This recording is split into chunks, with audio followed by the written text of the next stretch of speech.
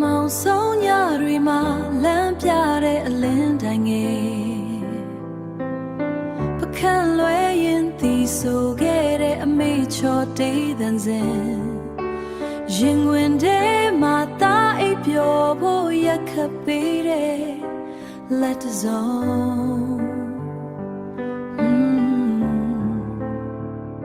အမေရဲ့မြတ်တာတရားတွေဟာသမုဒ္ဒရာထက်ကျေပြောလွန်နေ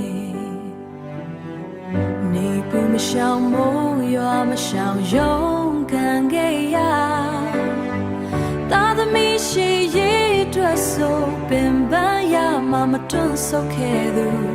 လောကဓမုံတိုင်းတွေကြားကအမြဲတမ်းကာကွယ်ပေးတဲ့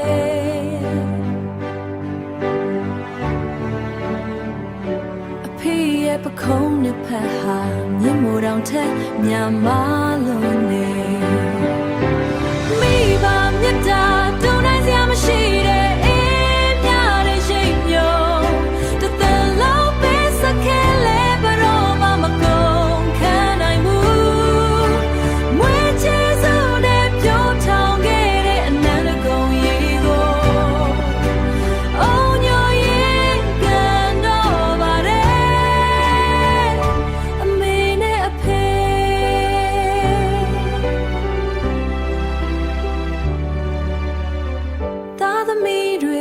ရွယ်ရောက်လို့အတောင်ပံဖြန့်ချီအဖေနဲ့အမေရဲ့စံပင်ဖြူတွေကပိုတိုးလို့လာခဲ့ညဝန်းထဲကရိတ်တွေကတော့ဘရောမှမပြောင်းလဲဒီတစ်သက်မှာအမေနဲ့အဖေကိုပြန်လဲလို့ကြွေးခွင့်ပေးပါမိဘမြတ်တာတူနိုင်စရာမရှိတဲ့